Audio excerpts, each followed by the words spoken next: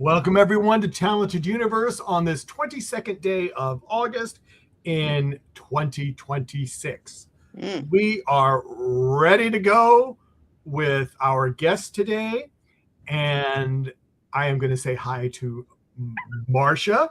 Marcia, how are you doing this fabulous day in the library? Oh, it's always a good day when we're in the library, huh? Right? We're in the library a lot recently, and I guess that's a good thing. But I would like to welcome our special guest today, Kat White. Kat, how are you doing? Or should we say Dr. Simone Newman? Exactly. Full title, please. Yeah. The whole thing, yes. The whole thing, doctor, crucial title. But I'm doing so well. I'm very happy to be back in the library. It feels like a good place to be. It is. Now, before we get started, I was chatting with you, and I want to get this over with so I don't forget it. When I contacted you to be on the show, I go, she's not in the UK right now. And I went, and you go, I'm in LA. And I went, no way. And I just asked you, and I want you to tell everyone, why are you in LA? I am in LA because I just directed a film that premiered yesterday at Holly Short's Film Festival. So it had its LA premiere. So I'm out here celebrating the film. I was speaking on a panel about the film yesterday and seeing it on the big screen at the Chinese Theatre, which was really? Oh, yes. Can you imagine? I'm like, I directed that, and here it is screening in this most iconic cinema. So, wow, it was amazing. So the timing was perfect as well, because I was just saying to you, I landed on Monday, which was the day that episode 6 of the Librarians premiered. So I got to my hotel, I ordered some room service, and I watched it from my hotel room live, which was so cool. That is cool. I mean, the chances of that are... I know. That is absolutely crazy. I am going to, Linda says hi, she's here. That's great. And, but I think I'm gonna let this question slide that I sometimes ask, and I'm probably gonna let Marcia have it if she wants it. So Marcia, I'm gonna go ahead to go over to you. Okay, well, thank you. So generous, Michael. My heart is warmed. Yes. Won't happen often. I was so excited that you were able to be on our show. You are I will call you a Renaissance woman. You have so many plates spinning. You, in addition to an actor, writer, author, producer, director, so many things. And that is a wonderful aspect of you that we hope to explore today, starting with, now your sleeves are magnificent that you have on. Oh, yes, I love a puff sleeve. I'm thinking you're not sitting around your hotel room in those sleeves. You must be coming from someplace or getting ready to go. I had meetings this morning and then a lunch, and then I'm here. So don't worry. I would have dressed up for you as well. So either way. Okay, we feel very special. Well, your episode of The Librarians, and I do have a couple of screen caps, is this one, The Descartes Dilemma. Now, have you been familiar with The Librarians before being on the show? No, I wasn't actually. But when I got the job, Dean or someone sent me some of series 1. So I was able to watch that last year, which was really great to get the tone and understand the show. But I hadn't come across it until I got the audition through. Mm-hmm. And when you decided to audition for it, was it your agent that sent it to you, or how? Yeah, my agent sent me it, because actually I'm remembering now, at the time that I auditioned, season 1 hadn't actually come out yet. It was premiering whilst we were in Serbia filming. So it was quite cool seeing it unfold in real time and hearing how successful it was, because people were just falling in love with it. Yeah, so my agent sent me it, and I was like, this is really, really fun, because obviously one of my audition scenes was the body swap. You know, when you meet Dr. Simone, and you could only imagine. It took me a minute to get my head around, like, who am I talking to here? It was such a fun. So it's like, oh, go ahead, Michael. I was just to say we had troubles too. So, I mean, we need to get into like what it was filming that, but yeah, just to hold on even the audition. I was reading the script but that was just so interesting to me and fun. And obviously, Simone is incredible, which I'm sure we'll get into as well. Yeah. How did they set up Simone as a character for you? What did they tell you about her? Yes, well, she had a really interesting backstory, which they took the time to share, which was kind of what made me think, okay, I would like to audition for this. They described her as, and I think this is an American word, I had to look it up. They described her as a crunchy field archaeologist, but like today is dressed to impress the money. So I looked up crunchy. I didn't know what that meant. I don't know if we have that word in the UK, but it's kind of like earthy, bohemian, like she's out in the fields, like hands in the dirt, kind of, you know, she's an archaeologist, but she's actually hands-on and working in the field with it. I was like, that's so interesting, because the Simone that we see in the show is so put together. And, you know, but this is it. She's dressed to impress the money, because when we meet her for the first time, it's her first big exhibit that she's curated since, since her career was actually ruined, unfortunately. Torpedoed. Yeah. So it's a really, like, the stakes are immediately so high. And I was kind of like, and then it obviously set up her backstory as well, you know, in terms of that she is Connor's ex and he'd really hurt her. And that was when they were in Chicago. So even that was interesting to me, because I think a lot of us imagine what it would be like to see someone that's hurt us again in person. Like, what do you say? Do you say anything? Do you take the moral high ground? Which I think Simone kind of, she's not letting anyone ruin that. He's done it before. So she is just staying professional. But of course, there's so much going on under the surface when you see someone that you loved again for the first time. So that to me was just so rich as an actor to explore. And of course, then the comedy underpinning all of it. Yeah, it was a gift of a part. And let me say that your suit was amazing. That your pink suit. Yeah. Did you just love that? Immediately. But you know, because Ivana's incredible, and I tried on, I'm going to do a post on my Instagram actually of some of, because I took pictures of in costume fitting. I had like a yellow suit, which I fell in love with as well. I think we had like an electric blue. We were trying on all of these like power pieces, always a heel. But the pink one just worked because it was so kind of understated power and feminine, but power. And I think some of the brighter ones, whilst I fell in love with them, they weren't quite right for what Simone was doing that day. But it's amazing, isn't it? It's just beautiful. And we were wondering, with all the body switching, really actually in this scene, who was who? And that must have been a fun challenge for you too.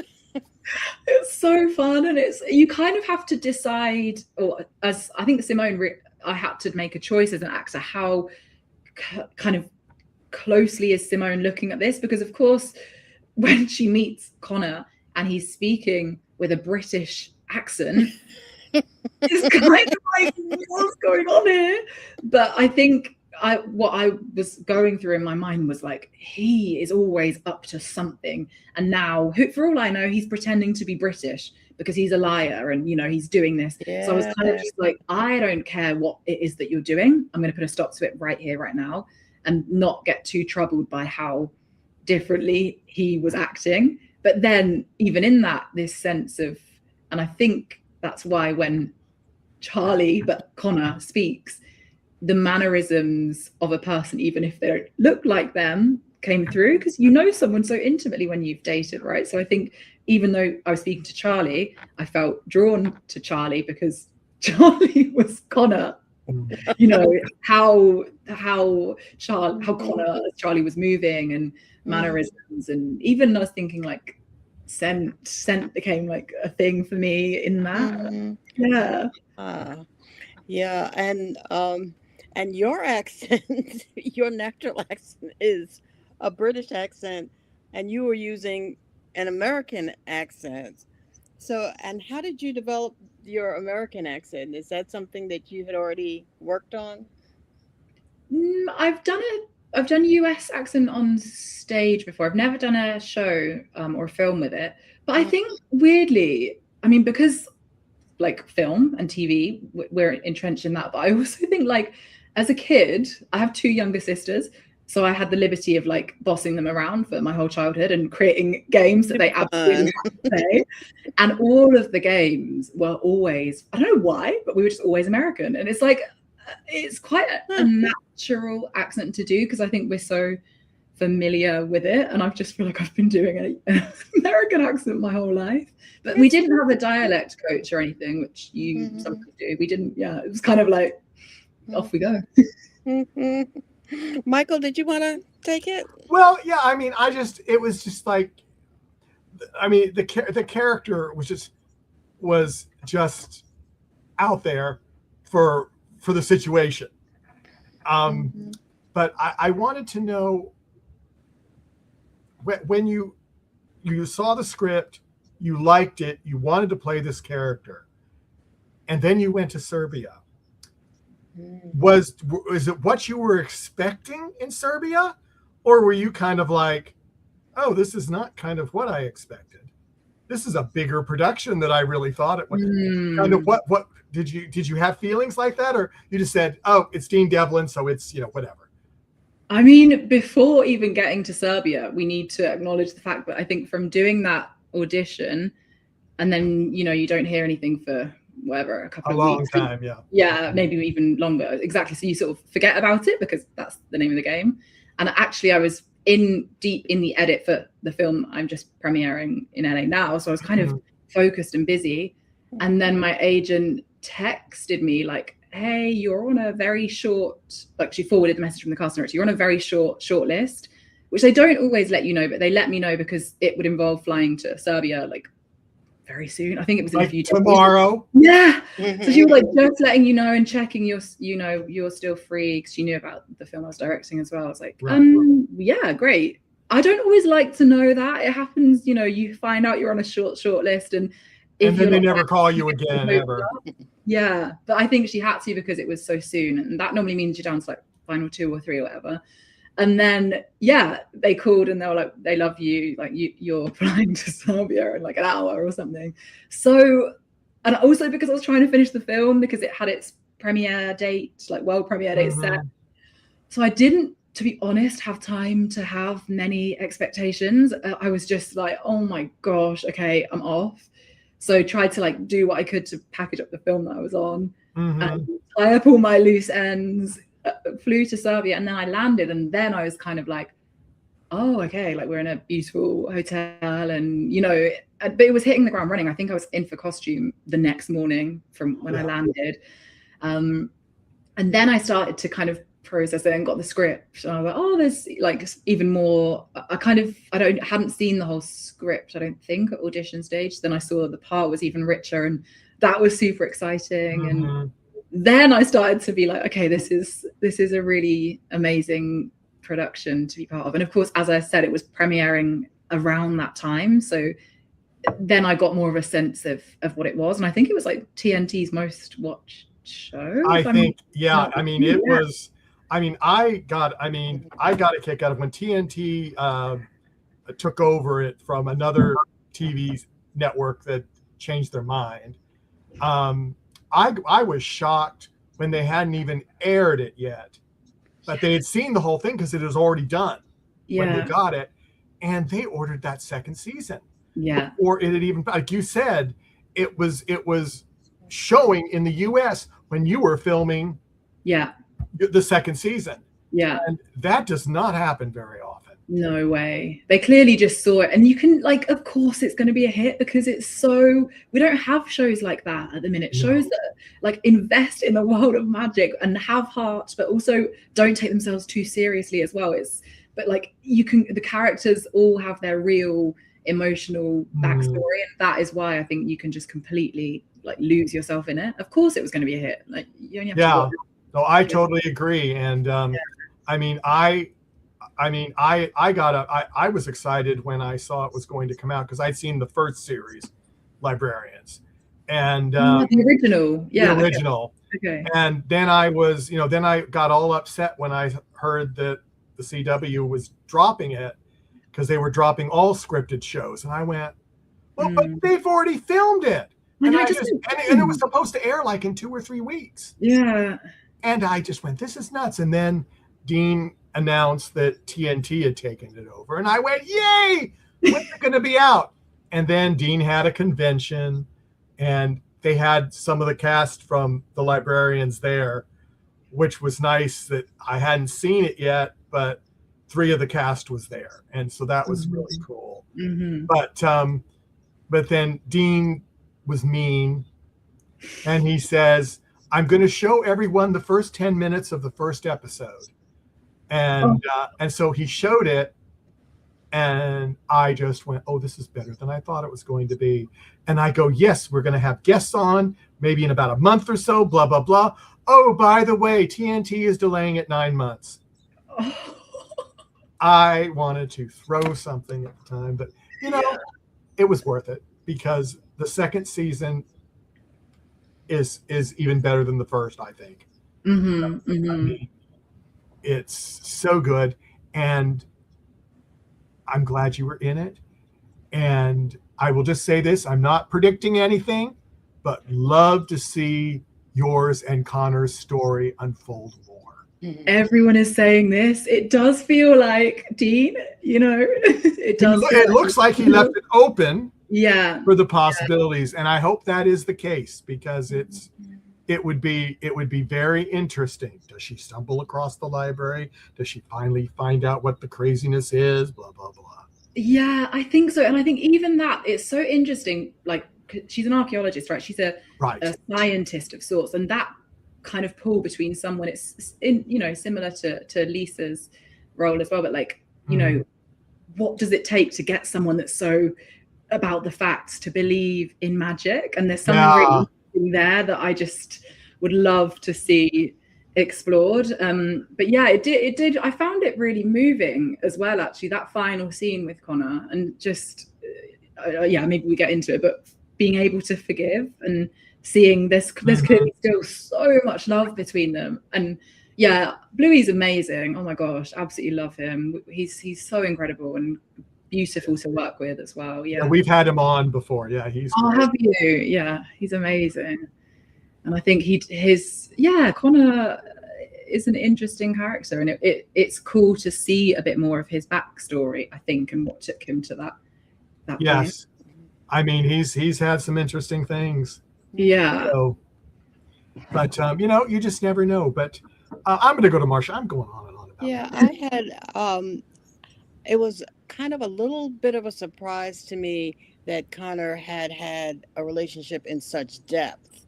I first thought it was going to be a superficial kind of relationship that you had, but the more you talked about it, the more I understood how deep your connection with him had been, and therefore the breakup was deep, and that put the stakes higher.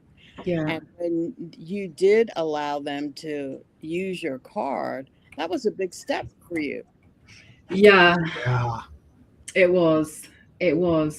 I mean, firstly, in terms of how deep the relationship was, I agree. And I think that I discovered more as we were filming, because actually to be the level of angry and hurt that I was meant that he had to, it's more than just someone like screwing me over professionally. It meant that I just realized, and I actually realized it when we were on set, I was like, I am betrayed by you. I am. And it's that only comes, I think, from someone that you have like loved, to have had that level of feeling. So the thing that unlocked it for me and let me forgive him and give my card was actually when Charlie Connor said that the reason he'd kind of, because I think the hurt was what he'd done, and then also that he'd not even come back to apologize in however long it had been. But Charlie Connor said that he thought that you were better off without him. And I think it was that, this is such a weird analogy. Well, it's not an analogy, but comparison. But so I've lost a friend to suicide. and this is me as Kat in real life in 2020, and I was so hurt and so lost, but also angry. And I think it was the realization, which came quite a long time later, that to be in that state of mind is not, it's not a selfish thing. It's a genuine feeling that the person feels that the world and the people that love them are better off without them. And it's a similar thing, I think, to what Simone felt towards Connor. It was like, I can't hold any anger towards you when I know that you knew that you were in a bad place. You knew that you'd screwed up. I'm sorry for you, and I am able to understand. And I think hearing that from, as Simone says, hearing that from Charlie, even though it was Connor, but not from Connor himself, it enabled me to understand it, I think. So it does feel like it comes quite suddenly, I guess, but that was kind of what was going through Simone's mind, you know. And also, I think she still loves him. Yeah. And I think, you know, he clearly has changed if he's able to be honest enough to share that. I think. I don't know if that makes any sense. It's quite bringing in some real world things, but that I felt like there was a parallel. And she's getting ready to give him a kiss, probably the first time she has really thought about physically touching him again. Yes, definitely. And even that, it was such a tender moment. And I know it's not like the show doesn't have that kind of thing going on, but we spoke about that, and that we did, you know, of course, loads of different versions when we were filming, and some of it was much more kind of, I don't know, friendly, you know, let's say, but that, and I'm glad they used that take. And I remember in the moment, like, you're feeling so, it just felt so moving. You can feel it in the air. And it was, you can see there's something real there. And we began to talk about the end scene, where I particularly liked the choice of the director and the costuming, because you didn't have on your fancy makeup anymore. You know, this is the real Simone, everyday Simone. Yes. And I really appreciated that choice. Yeah. What did you think about that? Exactly. Completely agree. You know, like, I'm packing up now, the exhibition's moving on, we're going to Paris. And I think there's probably was a sense of closure that had come from the conversation that we'd had previously. And so I'm not expecting Connor to come in then necessarily, because I think, you know, I've made my peace with Charlie Connor. But he came in, and there's something about, the look, hair down, makeup off, suit off, that's more open. Just, we're back to the us that we probably were before, which also helps, I think, in that, like, reconciliation of sorts. And then you end up in a oh look at them. It's beautiful. Yeah, it's really lovely. It's really lovely. We've got to see that explored again. I would love it. You know it. We're already setting up our expectations for possibly down the road sometime. But they did leave it open, and in sci-fi and fantasy, anything can happen anyway. Yes, so true. Absolutely. Got that magic door, you know. Yes, exactly. And we have found out that separately, that librarians are not supposed to have outside entanglements. Yes. So I don't know how. I don't know how. We'll see what happens. We'll see. Yes. Yeah. Michael, I actually wanted to talk to Kat some more about some of her other projects. Well, you go ahead. You go ahead. Okay. I mentioned that you are a Renaissance woman. You were already, you worked for the UN as an advisor. You've written books, at least, and I think you have a chapter in one of your books that's getting ready or has been turned into animation. Yes, it's in the process of, that's what we're working on at the minute, which is really cool. Is that This Thread of Gold? Yeah, exactly. So the final chapter of that. So that book is a love letter to Black womanhood. So it looks at all sorts of amazing figures from throughout history and up to the present day, some that we know of, but others that we don't, who are just really cool, and kind of weaves them together. And then the final chapter is a letter that I wrote for, like, if I ever have a daughter one day, the world that I would want to write for her. I wrote it, you know, in a difficult political time, and it came out of that quite as an angry letter, but then ended up being something joyful. So that's now being turned into an animated film, which I'm directing. So the starts as a letter, and the letter comes to life, and it's narrated by Gugu Mbatha-Raw, who is amazing, of course. We all love her from the Black Mirror episode in the world of sci-fi and fantasy. San Junipero, I love that episode. I think I want to put up just the cover of your book that people can go and find and read. Yeah. Please do. Yeah, so I was in DC with that a few months back, because it won an award called the Zora Award, which is named after Zora Neale Hurston. You were here for that?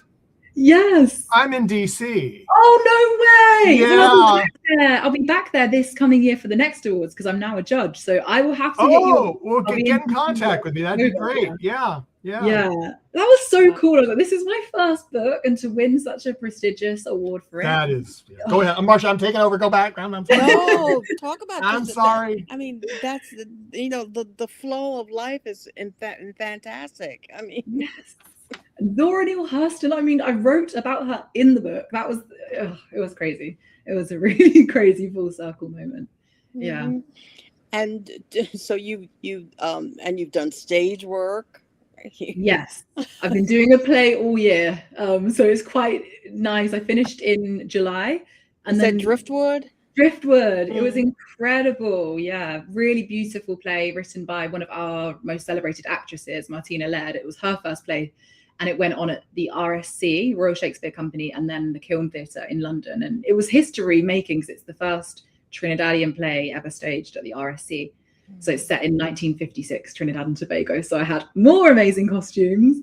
But of course, theatre does take it out of you. So it's kind of nice, even though I've been so busy since, I haven't had a break yet. But it's nice to at least have my evenings back again, and be able to leave the country.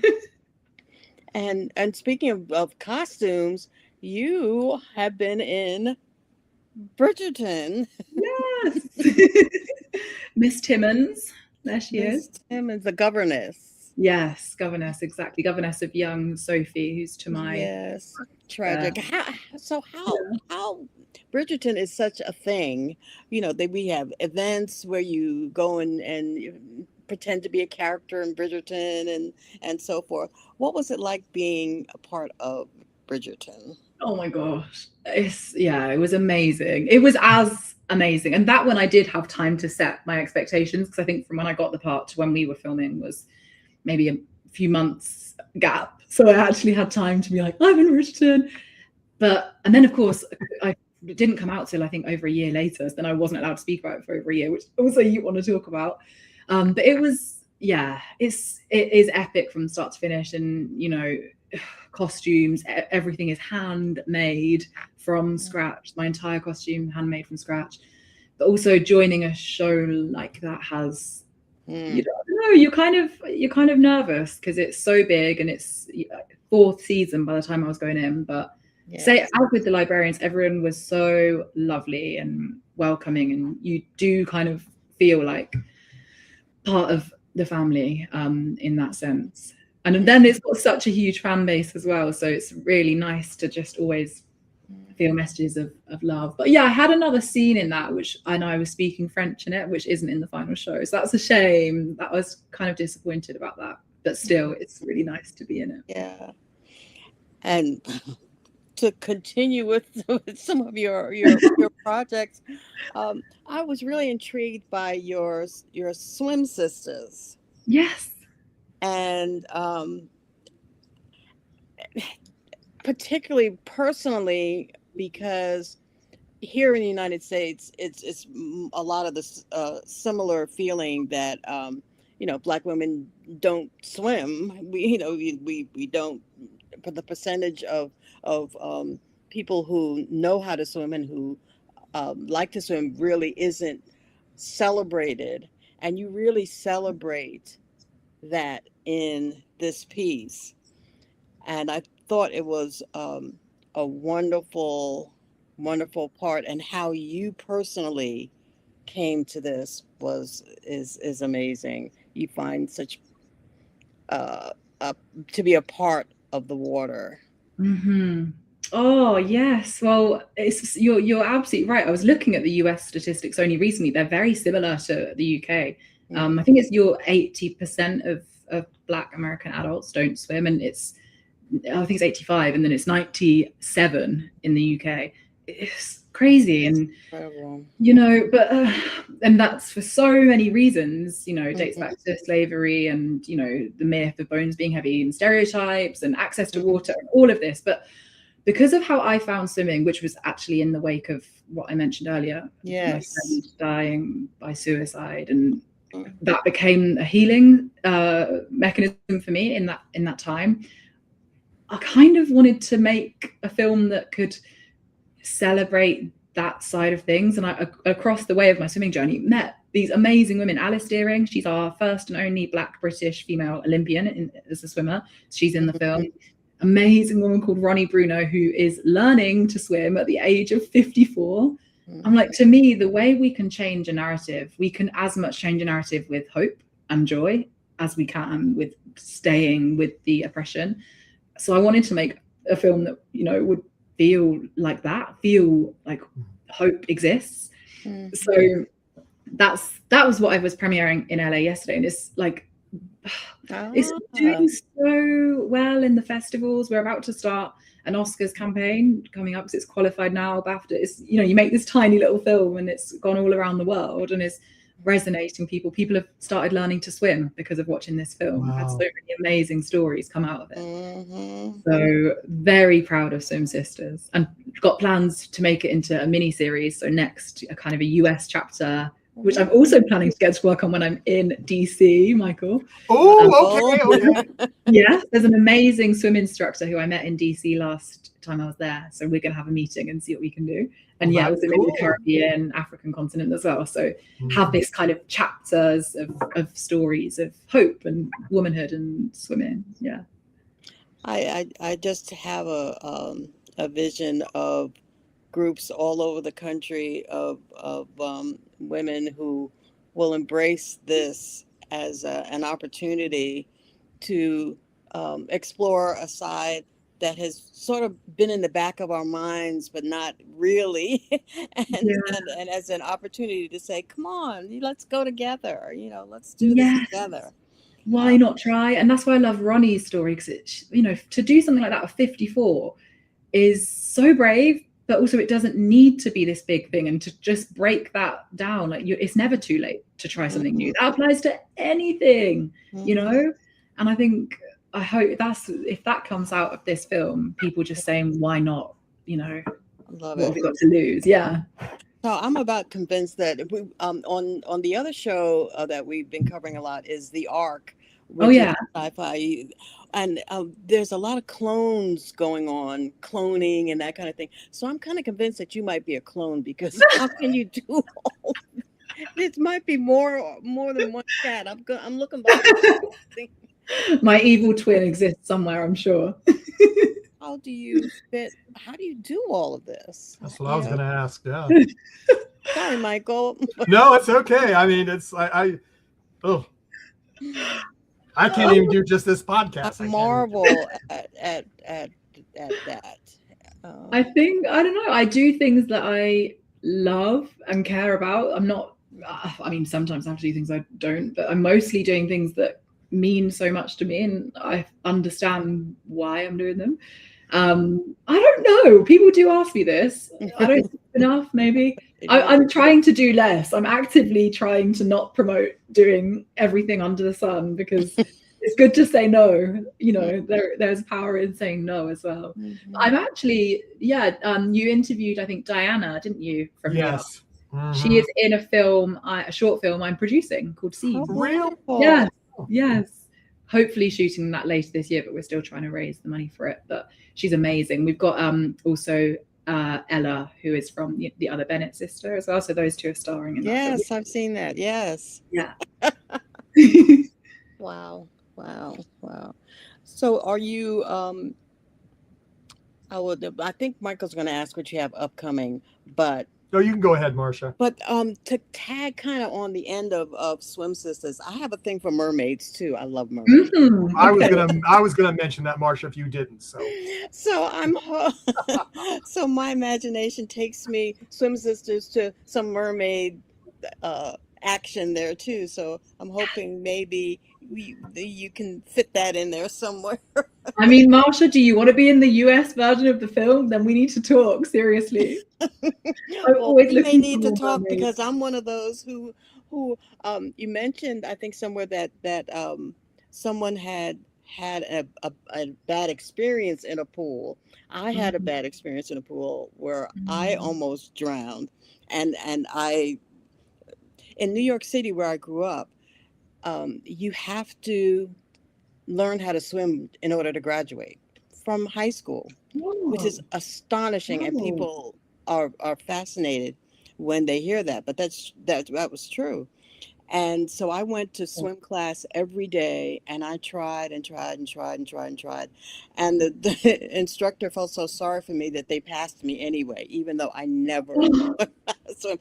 They said, you came every day, you got in the pool. And so I would be, maybe we'll have to talk.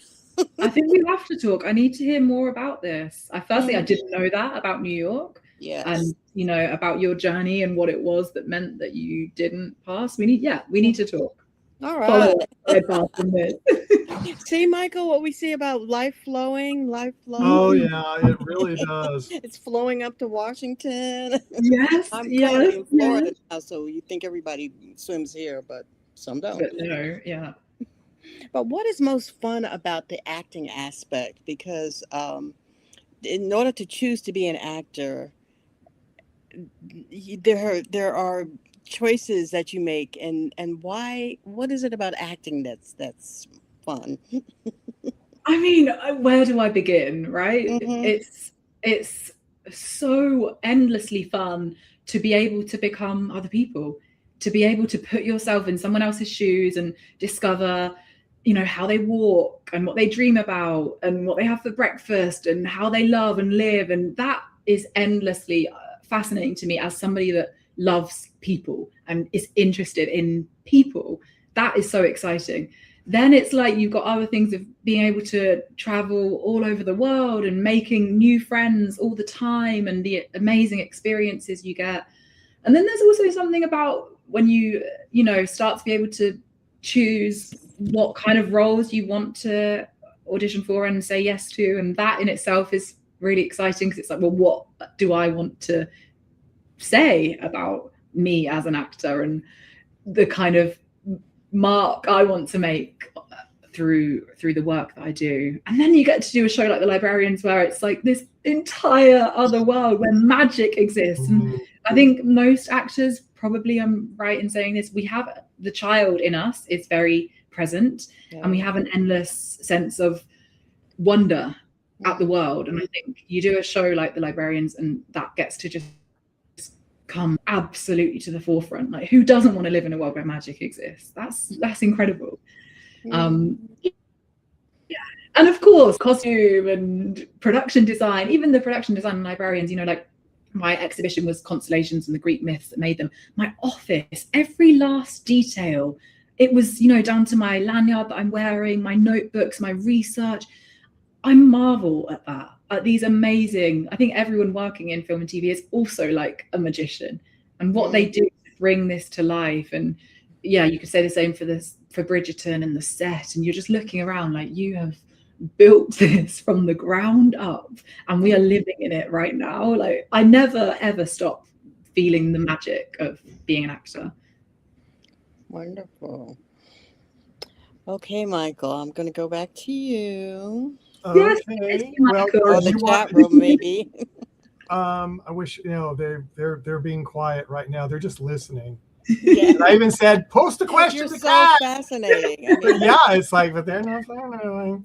Don't be shy. Did you want me to do some, or did you want to do your last final questions? well, then I'll ask one my Yeah, fun go ahead question. and can do that, and then Well, I'll go. there are so many reality shows in the U.S. There are the cooking shows and the dancing shows and the sneaky traitor like shows and the Survivor and on and on. If you, Kat, had to be a contestant or a participant on a show, competition or reality, what do you think it might be? Without a doubt, The Traitors. Without a doubt. I am obsessed with that show. Obsessed with it. Yeah. And I thought so many times about trying to go on it, but then I don't actually want to go on it. But if I lived in like an alternate world where I could go on it and not compromise my work in any way, I would do it in a heartbeat. I think it's such a fascinating study of human psyche. And of course, we all watch it and think, how can you not tell when like you're all sheep jumping on the bandwagon and thinking that this person's a traitor because of X, Y, Z? I'm sure I would go on it and be exactly the same. But of course, my ego makes me think that because I am a studier of people and I'm empathetic, that whether I was traitor or faithful, I have the feeling that I would be able to win. I'm sure I wouldn't. Wonderful. Okay, cool. Okay, producers, you watching? Well, I want to thank you for being with us. I mean, we could talk for another hour and a half about more of your projects and things like that. And I'm hoping that maybe you'll come back. Yeah. You and Michael will have some adventures up there in Washington area. Yes, we'll send you a adventures. Yeah. There are adventures. But Kat, my final question to you is, if you decided you did not want to do The Traitors, because you just couldn't do it. Yeah. What franchise project, reboot of a movie or a character from a book would be what you would like to play in your fantasy role? Yes. Oh, such a good question. Not necessarily a fantasy picture, but just your dream of what character or movie or franchise you would like to be in that you have not been in so far. Yeah. I mean, I do love a kind of, but like with a twist, a period drama where it takes a aspect of history that we think we know, but then looks at it in a different way. And the movie that I've got in mind, which actually is also a film that brought Gugu onto the map, is Belle. I don't know if anyone ever saw that film, where it tells the story of this biracial heiress who existed in the UK in the 1800s, and she was raised alongside her white cousin, and no one ever knew that story. People thought that all Black people were slaves at that time. So there's something like that kind of film that tells a different story. I love the thought of. Of course, also, who wouldn't want to do, like, I'd love to get my action role in, everyone would want to do some kind of like, I don't know, Woman King or that kind of, big epic franchise where you can do all of the stunts and fly and also anything. I'd love to do something that would involve swimming. Like, I don't know, maybe if they ever make a film of Alice Deering, our Olympian's life, and they need someone who can, that kind of thing, I think would be so cool. Something physical that involves, throwing yourself into it. So yeah, lots of thoughts. So in other words, you would like to, if they totally rebooted Mission Impossible, you would like the lead. Yes, please. I accept. Yes, okay. Yes please. Well, there we go, everyone. That's what we need. That's what we need. But Kat, just like Marcia said, thank you so much. Oh, Linda said, Linda was supposed to, I'll throw this up. And of course I have to go. Linda says, like a warrior queen. Yes. Oh, yes, Linda. Yes. Thank you. Absolutely. Yes, absolutely. But thank you so much. And we would really love to have you come back again. Yeah, so much. Because something tells me Marcia has like 4 more pages of stuff she wanted to I talk. might. You see my notebook? Yes. I Yeah, might. I know how she does things. So, but thank you. And I know it was last minute. I'm sorry. Some of the people didn't realize we were going live just because this was a last minute thing. But I was so excited you wrote me back. Like, what was it, Friday or Thursday?